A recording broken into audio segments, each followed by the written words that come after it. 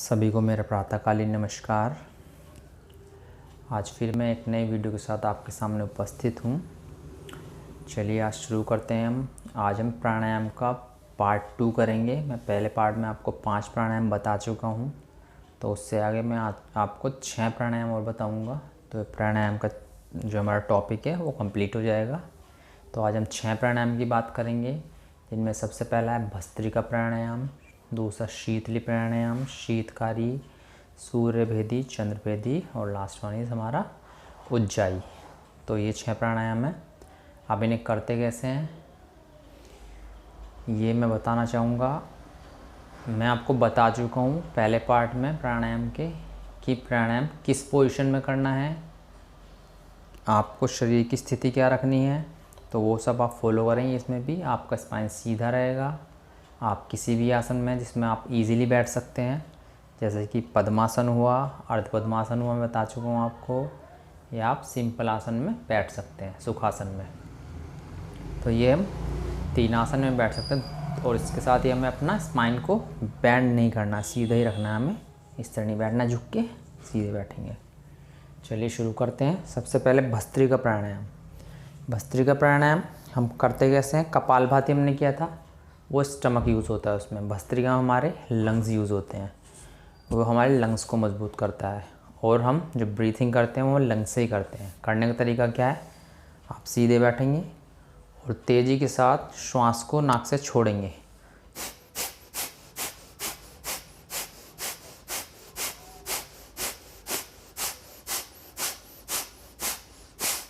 इसमें आप अपना स्टमक यूज़ नहीं करेंगे, आपके लंग्स से होगा।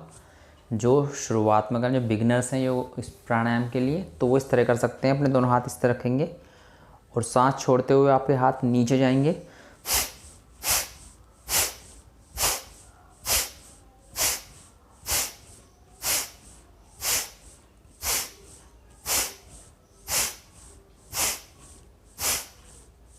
तो इस तरह करेंगे आप। इसे स्टार्टिंग में 2 राउंड्स करेंगे 50-50 के। 50 राउंड्स करेंगे, इसके बाद रेस्ट करेंगे 30 सेकंड, फिर 50 राउंड्स करेंगे, फिर रेस्ट करेंगे। तो इसे आप 2 राउंड्स कर सकते हैं। इसके फ़ायदे क्या क्या हैं?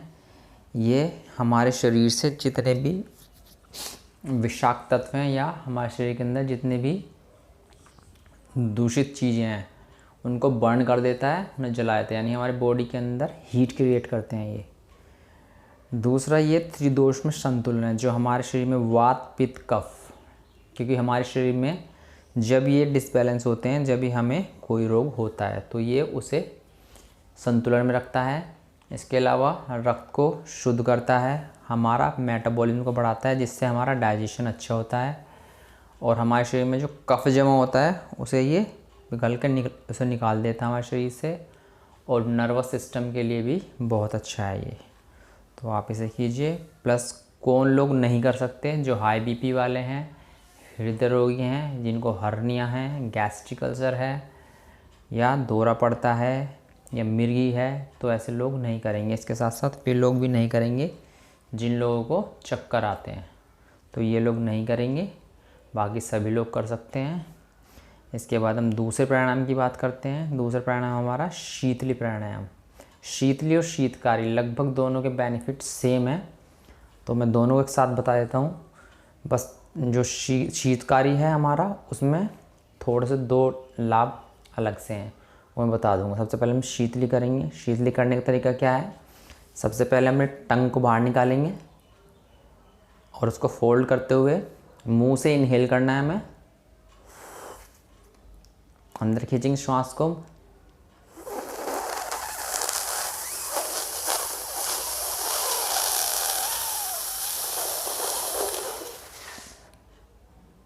मुंह बंद करेंगे और धीरे से इसको हम लेफ्ट नोज से एक्सेल कर देंगे। तो इस तरह करते हैं हम शीतली प्राणायाम। इसको आप 10 से 11 बार करेंगे। इसके फ़ायदे क्या क्या होंगे? ये शरीर को ठंडक देता है, हमारे ब्लड प्रेशर को संतुलित रखता है। इसके अलावा ये मानसिक शांति देता है, हमारी मांसपेशियों को रिलैक्स करता है और सबसे बड़ा फ़ायदा इसका हमारे भूख और प्यास में नियंत्रण रखता है। कुछ लोगों को बहुत ज़्यादा प्यास लगती है, बहुत ज़्यादा भूख लगती है, तो उसे भी कंट्रोल करता है। आप कौन लोग नहीं करेंगे, क्योंकि ये हमारे शरीर को ठंडक देता है। तो इसे लो बीपी वाले लोग नहीं करेंगे। जिन लोगों को ठंड से रिलेटेड प्रॉब्लम है, जैसे कि ब्रोंकाइटिस है, अस्थमा है, वे लोग नहीं करेंगे। जिन लोगों को पुराना कब्ज है वो लोग नहीं करेंगे। और इसको हम उस जगह स्पेशली सर्दियों में नहीं करते हैं हमसे, ये केवल गर्मियों में करने वाले प्राणायाम है। इसे आप केवल गर्मियों में करेंगे और इसे ऐसी जगह नहीं करेंगे जहाँ पर बहुत ज़्यादा पोल्यूशन हो, वहाँ भी नहीं करेंगे, क्योंकि इसकी जो हम इससे श्वास लेते हैं वो हमारे मुंह के थ्रू होता है। मुंह के थ्रू हमारा वो प्योरीफाई होकर नहीं जाता हमारे बॉडी के अंदर, तो आप ऐसे करेंगे। तो ये शीतली हुआ। शीतकारी में हम टीथ यूज़ करते हैं। उसे करना कैसे होता है, अपने दांत बाहर निकालते हैं और इनहेल करते हैं दांतों के थ्रू। देखिए कैसे करना है।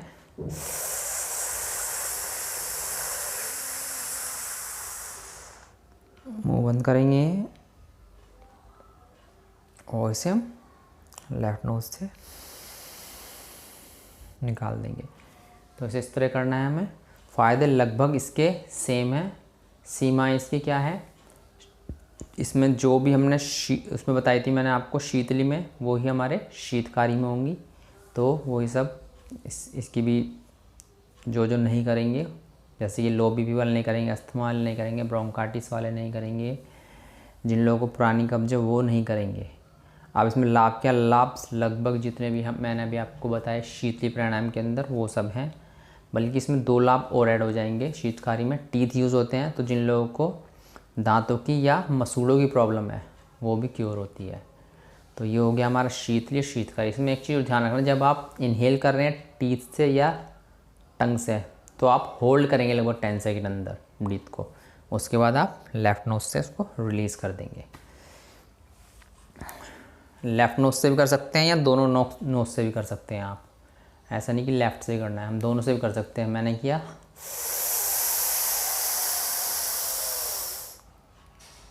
होल्ड किया 10 सेकेंड अंदर और दोनों नोज से रिलीज़ कर दिया इजीली। अब इसके बाद 3 प्राणायाम हो चुके हैं। नेक्स्ट है हमारा सूर्यभेदी। सूर्यभेदी प्राणायाम क्या होता है, इसका सबसे बड़ी इंपॉर्टेंस है कि ये हमारे शरीर को हीट देता है या गर्मी देता है, यानी कि जितने भी ठंड से रिलेटेड प्रॉब्लम्स हैं वो हमें क्योर होती हैं। करते कैसे हैं इसको, हम अपना लेफ़्ट नोज़ बंद करेंगे।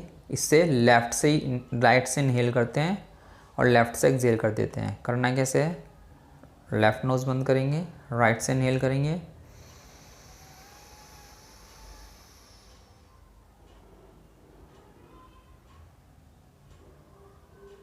लेफ़्ट से एक्सहेल कर देंगे। इसे आप होल्डिंग के साथ भी कर सकते हैं, ब्रीथ को होल्ड करके भी कर सकते हैं और सिंपली लेकर छोड़ भी सकते हैं। करना कैसे है, जिनको हृदय रोग है, जो हाई बीपी वाले हैं, वो तो करते ही नहीं, इस प्राणायाम को नहीं करेंगे। लेकिन हृदय रोग वाले कर सकते हैं बिना ब्रीथिंग होल्ड किए हुए। यानी कि उनको क्या करना है, केवल इनहेल करना है और एक्सहेल कर देना है। जो स्वस्थ हैं वो क्या करेंगे, इनहेल करेंगे, वो होल्ड करेंगे 10 सेकेंड अंदर, उसके बाद रिलीज़ करेंगे। मैंने आपको बताया सीमा क्या है, हाई बीपी वाले नहीं करेंगे, हृदय रोग वाले नहीं करेंगे, मिर्गी के रोगी नहीं करेंगे, ये 3 लोग नहीं करेंगे। लेकिन मैंने क्या कहा, हृदय रोग वाले कर सकते हैं, ब्रीथिंग को होल्ड नहीं करेंगे, इनहेल करके तुरंत एक्सहेल कर देंगे। अब लाभ क्या क्या, आपका जो एक हमारे शरीर को ये हीट देते हैं और वात रिलेटेड जितने भी दोष हैं उनका निवारण करते हैं, उनको क्योर करते हैं। लो बीपी वाले कर सकते हैं, जिनको ब्लड प्रेशर लो होता है इनका, वो लोग कर सकते हैं। अब बात करते हैं इसी के दूसरे पार्ट, ये सूर्यभेदी था, ये चंद्रभेदी था। एक बात और बताना चाहूँगा आपको मैं, सूर्यभेदी चंद्रभेदी नाम कहाँ से आए हैं। ये सूर्यभेदी और चंद्रभेदी यानी कि हमारे जो दोनों नॉस्ट्रल हैं वो सूर्य को और एक चंद्र को डिनोट करती है। यानी कि आपकी जो राइट नोज़ है वो सूर्य को डिनोट करती है और जो हमारी लेफ़्ट है वो हमारी चंद्र को डिनोट करती है। यानी कि जब भी हम अपनी राइट नोज़ से सांस लेते हैं तो हमें हमारी बॉडी को हीट मिलती है, हमारी बॉडी को गर्मी मिलती है, और जब हम लेफ़्ट से लेते हैं तो हमारी बॉडी को ठंडक मिलती है। तो उसी से ये सूर्य और चंद्र नाम आया। इसको आप योगी भाषा में बोलेंगे ईड़ा और पिंगला बोलते हैं इसको। यानी कि पिंगला हमारी सूर्य भेदी है और ईड़ा हमारी चंद्र भेदी है, 2 नाड़ियाँ होती हैं ये। तो चलिए हम सूर्य भेदी में आपको बता चुका हूँ, अब बात करते हैं हम चंद्र भेदी की। चंद्र भेदी में क्या करना है, आप अपनी राइट नोज़ बंद करेंगे और लेफ़्ट से इनहेल करेंगे, होल्ड करेंगे 10 सेकेंड,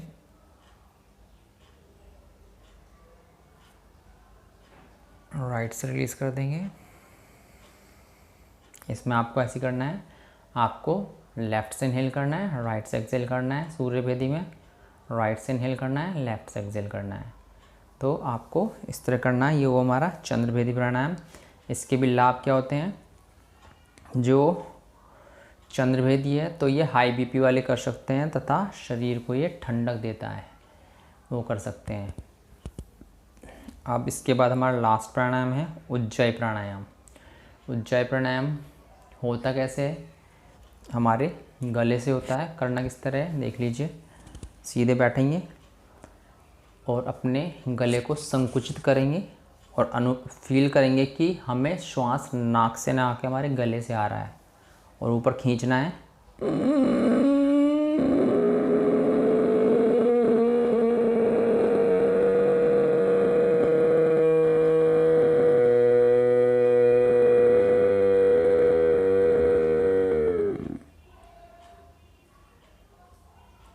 लेफ़्ट नोज से हमें एक्सहेल कर देना है। ये होता है उज्जय प्राणायाम। सीमाएं क्या होती हैं, कौन नहीं करेंगे, जो हृदय रोगी हैं वो नहीं करेंगे, बाकी सभी लोग कर सकते हैं। इसके फ़ायदे क्या क्या होते हैं, ये हमारे नर्वस सिस्टम को रिलैक्स करता है, और जिन लोगों को नींद नहीं आती है उनकी नींद लाने में सहायता करता है। हाई बीपी वालों में के लिए फ़ायदेमंद है। हमारे शरीर में जितने भी सप्त धातु हैं उनको संतुलित करता है। सप्त धातु होते क्या हैं, रक्त, अस्थि, मज्जा, मेद, वीर्य, त्वचा और मांस, ये 7 चीज़ होते हैं। जब ये बैलेंस होते हैं तो हमारा शरीर स्वस्थ रहता है। तो आप ये करेंगे उज्जय प्राणायाम। उज्जय प्राणायाम के एक फ़ायदे हो रहे हैं कि जिन लोगों को थायराइड होता है उसमें फ़ायदा होता है, वे लोग भी कर सकते हैं।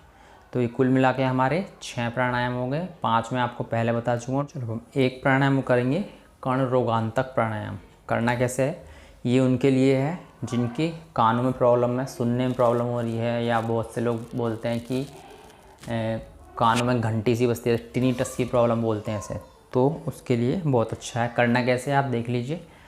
इसमें सबसे पहले हमें इनहेल करना है नोज़ से।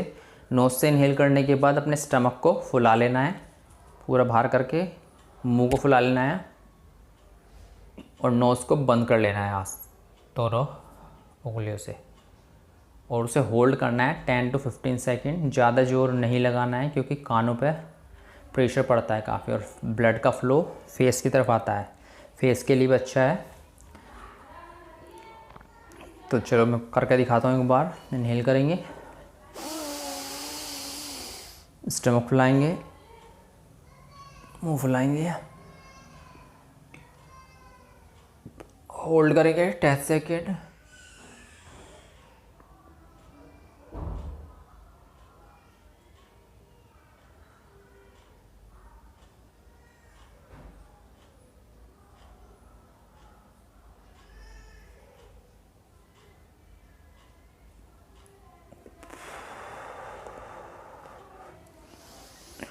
श्वास को आप नाक से भी निकाल सकते हैं, मुंह से भी निकाल सकते हैं, जो आपको सही लगे वो कर लीजिएगा। इसे आप कम से कम कीजिए स्टार्टिंग में 5 से 7 बार। थोड़ा प्रेशर पड़ता है, आप फील करेंगे कि फेस पे भी ब्लड का प्रेशर सा पड़ता है और कानों पे पड़ता है थोड़ा सा। तो आप ये सब कीजिए। टोटल 7 बता चुका मैं आपको। कल आपको 12 प्राणायाम बता चुका हूँ, 5 पहले 7 आज। तो आप इन सबको कीजिए, आपको बहुत फ़ायदे होंगे। इसी के साथ अगर आपका प्राणायाम रिलेटेड कोई भी क्वेश्चन हो या मेरी किसी भी वीडियो रिलेटेड कोई भी क्वेश्चन हो, सवाल हो, तो आप मेरे कमेंट बॉक्स में डाल सकते हैं। इसी के साथ मैं अपना वीडियो समाप्त करता हूँ। मेरा वीडियो देखने के लिए धन्यवाद। आपका दिन शुभ हो।